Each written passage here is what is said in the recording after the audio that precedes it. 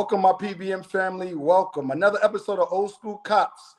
I thank y'all for continually support. I give a special shout out to Kendra Pringle. She's been sending a lot of videos in lately. So I told you guys I would give a shout out of appreciation and thanks. So thank you, young lady, for supporting the brand. Please keep sending in the videos. I have two very good guests today. I have Tone. He's from the community. He's done many years in law enforcement. He started as a correction officer on Rikers Island. Then he went to the police department. He's from the community. During his time as a police officer, he was a gang youth violence detective.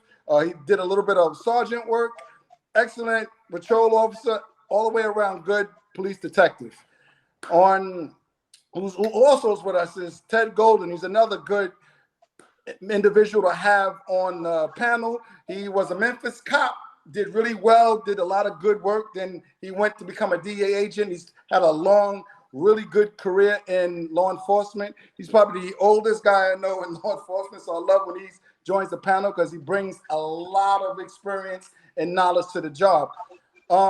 Hey, Ted, this is pretty much this. I'm gonna let you lead this one out, because this is kind of your specialty of what you're doing right now. Ted is actively in the community, in a lot of these high schools. So I'm gonna let him lead off with the assessment this go around. Well, I'm gonna give you a little story, Joe.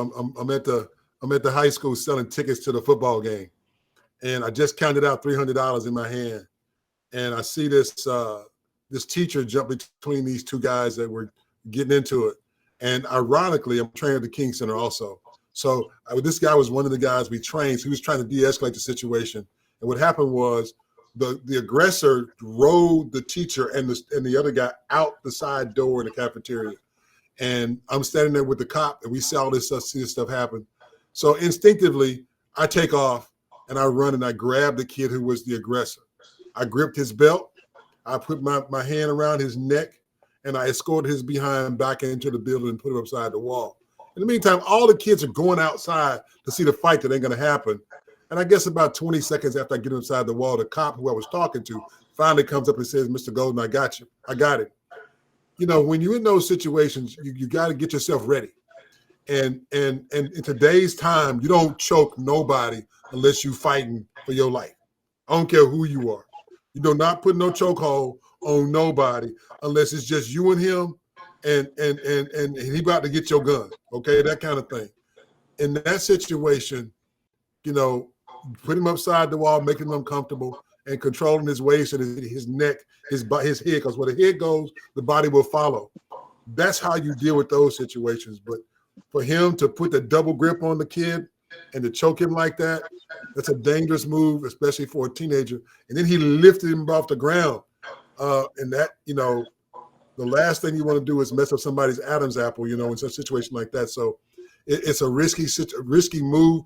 I'm gonna give him some credit. He did kind of de-escalate by putting him back on the ground and just putting his arm around his neck.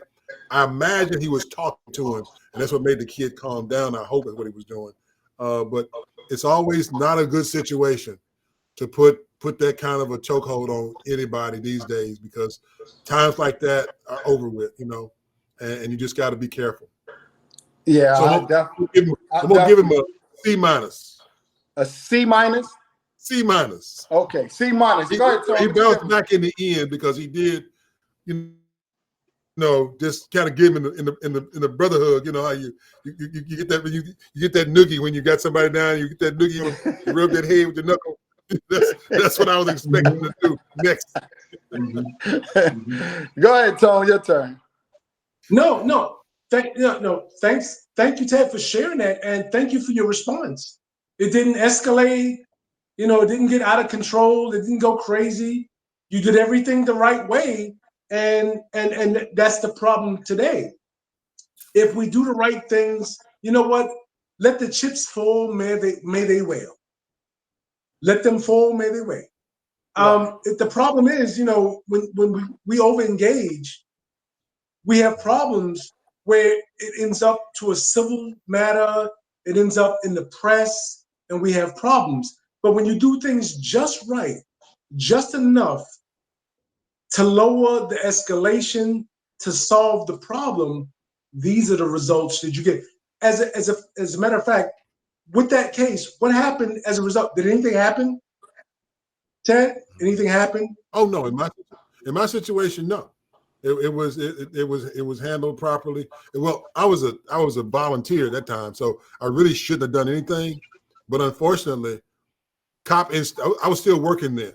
I was a DEA agent then, and I was the president of the Booster Club selling tickets for the football game. And just instinctively, what I realized afterwards was that my response was quicker than the security guard who was standing behind me, who should have got there before I did. Because number one, he was 15, 20 years younger, okay? And it was his school. But some kind of way, I beat him to the punch. But he did come and get him. But, you got to – the circumstances now are so much worse, man. I could give you some horror stories, but I ain't going to go into them. The thing is, what you got to do is – what I say a lot of times is this. If we train people properly, if we just train them and create those circumstances and then walk through the circumstances, now with the advantage of video cameras and videotape, you can go back and look at what you did and then try to find a way for circumstances to be handled a little bit easier, a little bit better, because everybody's watching you. And like I was telling Joe earlier, the shocking part about this was the way the kids just sat there and watched. You heard some of them talking about, put him to sleep, like, because it's a wrestling move kind of thing. It's become normal. They just accept it, and they're watching something that they see every day. Every day. It's crazy because that was your law enforcement instinctive training that you applied. And it's crazy, right? When you're in a situation and you're standing against a wall and you're watching people, you're going, if this happens, I have to do this. I have to be careful. The process, your mind is constantly thinking, if this happens, I got to do this. If that happens, I got to do that. I have to look over there. I have to look behind me. You're constantly thinking. If you got that tunnel vision, you can be in a world of danger. But that's the thing about law enforcement. You're preparing ahead of time, and as a result, you had a positive outcome. Hey, and I still had $300 in my hand, Joe. I still had $300 in my hand. I never dropped the money. That's what shocked me is I didn't drop the money. Out of all that, you lucky. You'd have had a call for $300. So that was good. Now, when I see these incidents, and I know a lot of you guys are going to say, "Oh, what happened beforehand?" And like I tell you guys, it doesn't matter what happened beforehand. Officers are trained to apply force based on the current resistance or fight the subject is giving them. So stop saying what happened before him, because it's been times where somebody pushed me who I was checking on a warrant for, and they ran. And they couldn't outrun me, so when they got tired, they just turned around and give up. Now, my feelings of being pushed, whether I stumbled, fell, I had to get back up and chase them, all that goes out the window once I catch them and they give up. I can't punch them in the face, throw them on the ground, and say, because you pushed me back there, I'm allowed to now use force because of what you did back there. Now I have to assess the situation at the current time that I've made contact and base whatever force I use on that particular individual is based on that particular moment of the resistance of fight that he's giving me. So when we look at this video, we see the officer has full control. He has him up against the wall. Now, you got to match the resistance or fight an individual is giving you. There was no fight. So to actually place the chokehold, pull him off the seat, turn him around, you're escalating force that's not consistent now with the resistance or fight that this young man is giving. So I'm going to give him an F because he's not consistent with policy. You always have to either escalate your force or you de-escalate it. You add more depending on the fight that he's giving, or if his resistance or fight is come down, then you have to come down with the amount of force you use. He quickly escalated the force when the subject looked like he pretty much gave up. So I'm going to give him an F on that. I think my experience of how he applied his force was fine until he escalated when there was no need to escalate. I like the fact that he didn't hold it. I like the fact that he quickly de-escalated, talked to him, and kind of walked him off, which that was amazing. It was good restraint. A lot of people were like, well, this is what I would have done. Yeah, you're not a cop, so you can't judge a cop's actions based on what you have done, because we got the training. We're supposed to have the patience. We're supposed to have the tolerance, knowing when to escalate or de-escalate. Either apply more or you bring it down based on the amount of fight a person's giving you. So when you look at an incident and say, well, I would have did this, we're looking at it as training, as policy. What kind of fight he's giving? Did he come down, or do I need to give a little bit more? He didn't need to give more. The guy he had him when he had him up against the wall. So I'm going to give him a fat F. Anybody got anything to add before I close it out? Yeah, Joe, I just want to reiterate what you're saying, and I concur with both you and Ted, but it's an F. And you made an excellent point. There have been times where I've made an arrest with somebody who's committed a homicide, and I've actually gotten them down to the ground, right? And all of a sudden, there's no threat related to the homicide, but now all he wants to do is flee. I'm not dealing with a situation where there's a murder-homicide. I'm dealing with the subject who wants to flee. So the use of force changes. Now I'm dealing with someone who wants to flee. So now I have to stop an individual who's trying to flee from custody. And what do? I use my use of force according to him fleeing. I can't fucking shoot him in the back, excuse my language, and say, you just committed a homicide. I have to stop this individual who is trying to flee. So your use of force has to dictate the situation which you're dealing with, opposed to what the person did originally. Excellent explanation. Ted, you got to add anything? Yeah, we had you can probably look it up on YouTube or the TikTok or something. We had a school's police chief who lost his job. Video shows him walking down the hallway with two other police officers. One of them was his assistant chief and a student. And I don't know if he said something to him or if he spit in his face or whatever he did, but the police chief, the chief of the school's police, picked this kid up and slammed him to the linoleum floor, right there on camera. I mean, it was horrific, and he lost his job.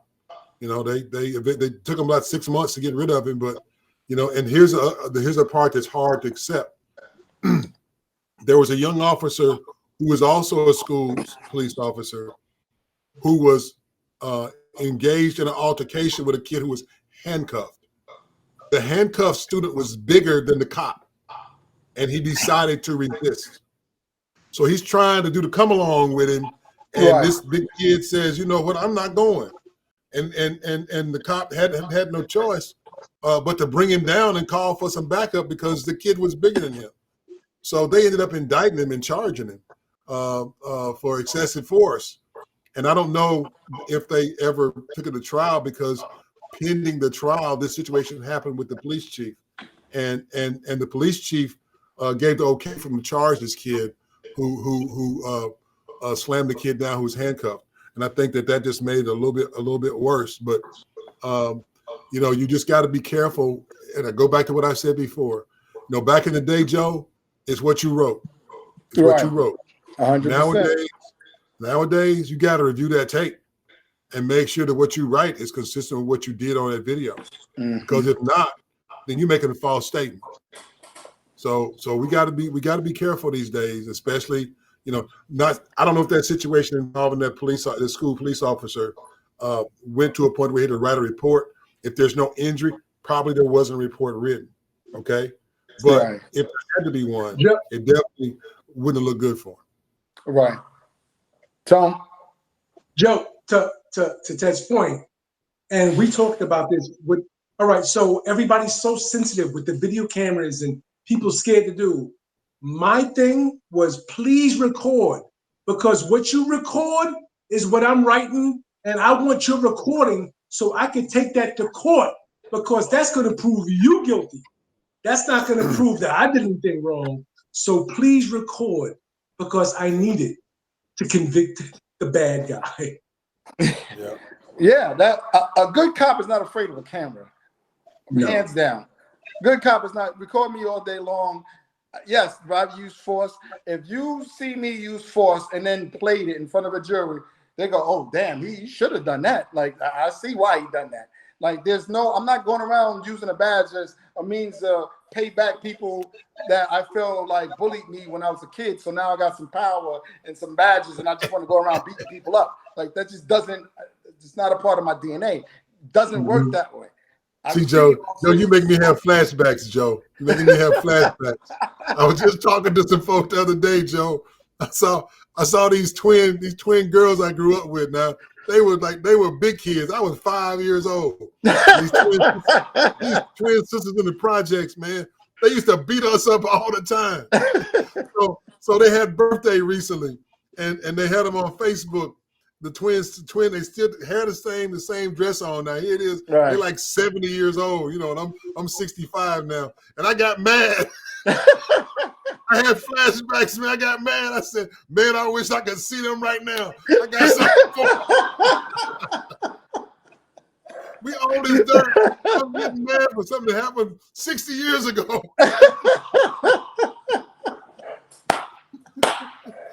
Hey, Joe, I was about to say, Ted looked like he'd been traumatized. He looked like they traumatized him. They got me, boy. I ain't lying. They got him. You got bullied by a bunch of girls. Yeah. Twins.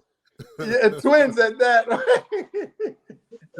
They terrorized us, Joe. They terrorized us. Oh, man. Well, my family, coming to the end. Another episode of Old School Cops. Thank you for the support. Continue copy, share, and like the videos. Please, if you got a gripe, you don't agree with the cop, take it to the courtroom. Side of the road, officer will win hands down all the time, 100%. He will win on the side of the road. Your fight is in the courtroom. Take it to the courtroom. Be safe. See you next time.